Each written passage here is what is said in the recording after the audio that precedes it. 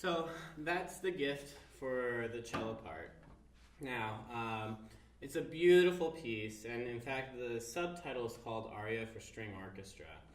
And an aria is typically a piece that's sung. It's usually in an opera, and it's accompanied by an orchestra. So this particular subtitle is basically telling you the style in which we should be playing it. So it should be very legato and very song-like. So everything should be very détaché and smooth and connected whenever you play. Try and make sure you watch for all your accidentals, because there's plenty throughout. And then if you have any moving parts, change in harmonies, that's the stuff you should play out. And then if you have the tune, obviously, you need to play that out as well. So at the very beginning, we start off with a pianissimo. I would really try and work on your vibrato, seeing how this is a slow piece. If you don't have vibrato worked out, really try and find some time. Think about opening and closing a doorknob. That's basically the feeling you should have when you vibrate for the cello. So you're opening and closing. And then the tough thing is to vibrate and then move the bow separately from this hand. So both hands are doing two separate things. So start off pianissimo, very soft. Add some vibrato.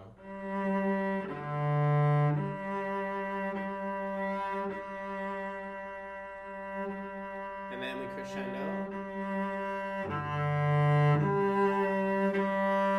Full sound. And B flat, low one. And then back in time, a tempo.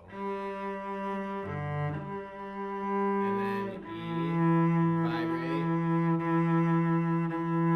Change in harmony. So that can come out just a little bit, but then come back down.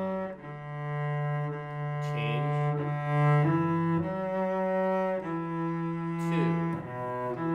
2. So be careful at measure 9 there. We have a dotted corner note, so we feel 1, 2, and 3, right? 1,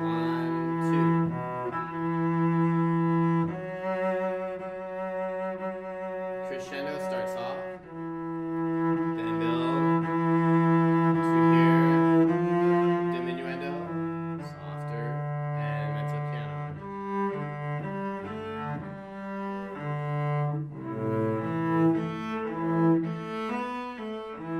So that whole section, once we start these eighth notes at measure 13, be careful and try and keep your fingers down as much as you can. Obviously, you're going to have to pick up certain fingers to get the open strings. But see that G you're coming right back to? So keep the G down as you go to A. And then block your first finger so that you're on A on the G string as well as E on the D string. So, and if you keep it down, you really only have to lift it once so that you can get that B and then come right back to the D string for the E.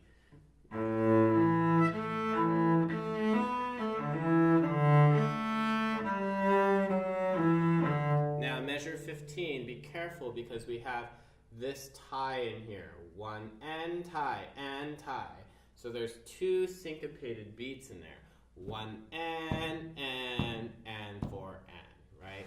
So feel that syncopation. Sorry, it's up bow. 1 and 4 and, right? 1 and 2 and 3 and 4 and.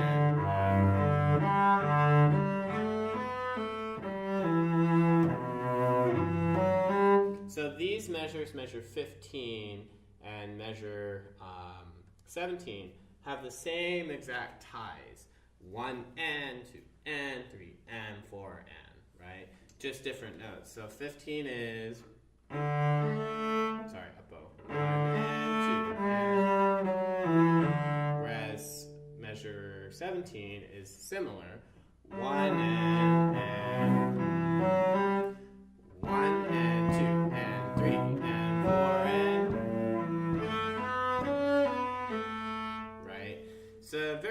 gritty line.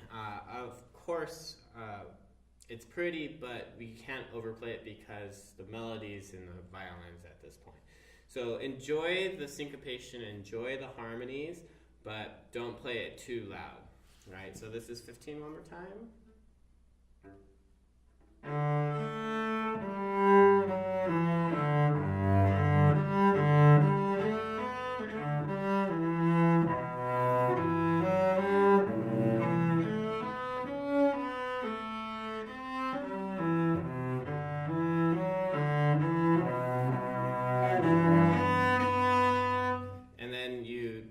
Take off from there. When you get to 21, we're mezzo forte. This is the loudest part so far. So when you get to that open C, really dig in, let it ring. So you have those open strings. Sorry.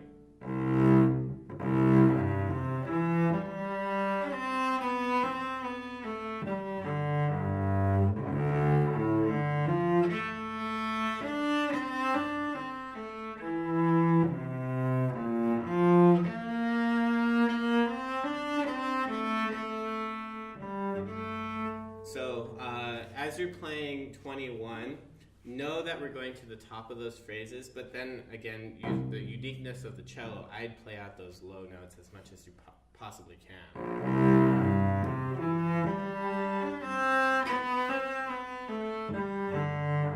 So that's one phrase, and then we do the next one, starting with D, and block your first finger on the C string for that D and the A.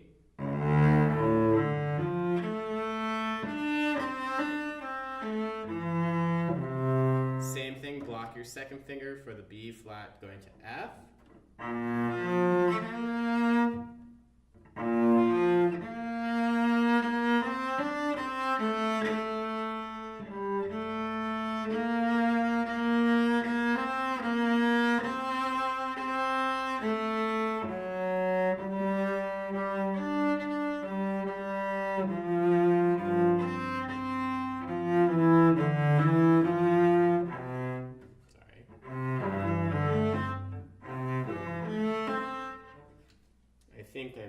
A slur in there.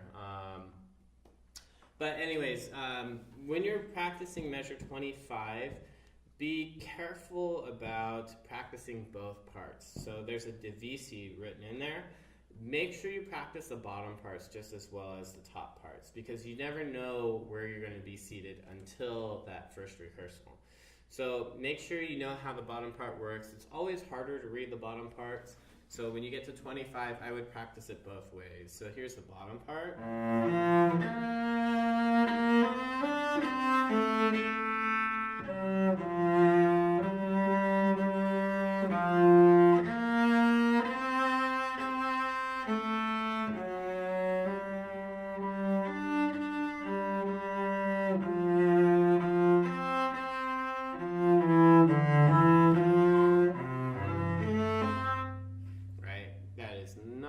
Slur going in from measure 28 to 29.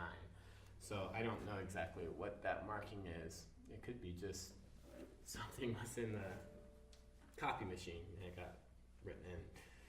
So practice both of them. Be careful of your extensions. We have a lot of these low ones on the A string at 25.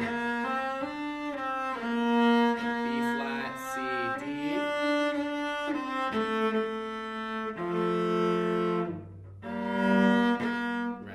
So be careful how you do your extensions, stretching those fingers. 30.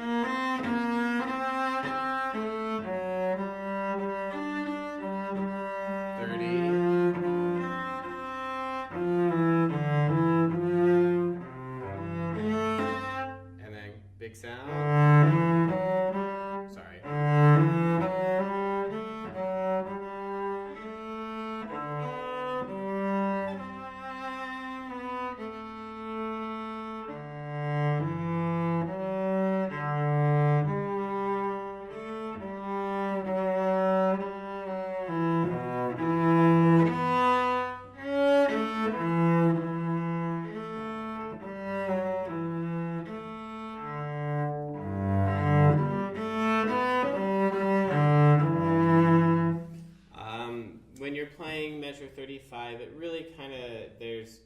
much to it. You have your dotted quarter notes there. You do have an accidental of a C sharp, so make sure you get the third finger down on the A string.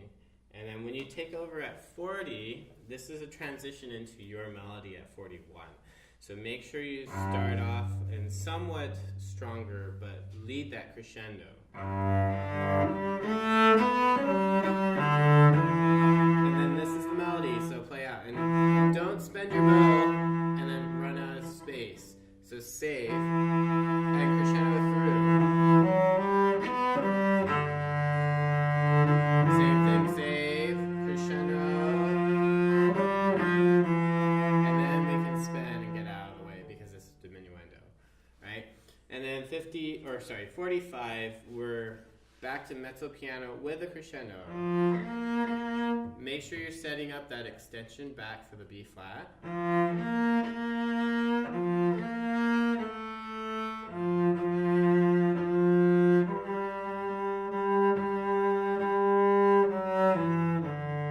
Rest and 4 and 1. Now that there is syncopated with a rest, right?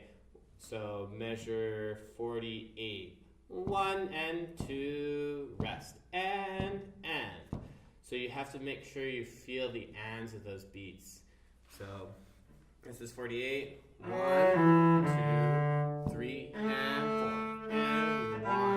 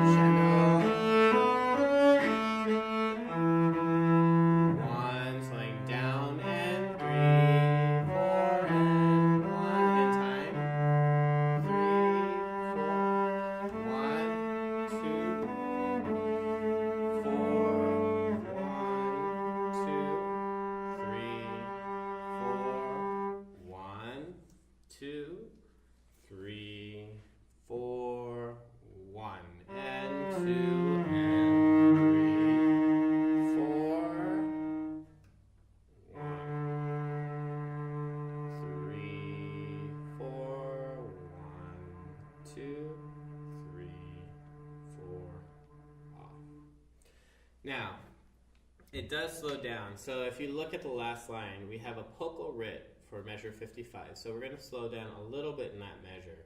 But as soon as we get to measure 56, it says odd tempo. So we're going to speed it back up.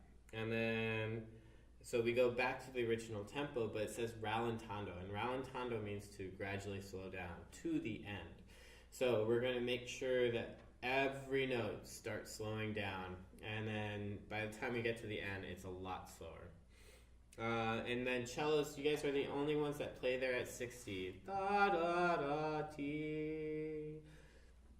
Also, if you notice, I did a couple things in fourth position. I think for many of you, since this is honor orchestra, we can start exploring fourth position. So if we look at 55, 56, 57, those A's, instead of doing open A, you can do in position. And then you would just do a whole step, so go to 3, so 1, 1, 3, 1, 1, and then you can either shift to third position or back to first position, because they'll set you up for first. And then practice the bottom part as well. And so what I would recommend for those last two notes, or sorry, if you're playing the divisi, the bottom note, or if you're playing the top, go to fourth position. All of your open strings are the same note as your fourth position, just a string lower. So if you're trying to play A, go to fourth position on the D string. If you're trying to play D, go to fourth position on the G string. If you're trying to play G, you got it, fourth position on the C string. Right, and this way you can vibrate and add some warmth and color to the last note. All right, so hopefully you found that somewhat insightful. It's one of my favorite pieces. It's a great tune. Everyone gets something interesting in this piece. So hopefully we find some time to work on this stuff and then try and come prepared to play this on our first rehearsal. So good luck and happy practicing.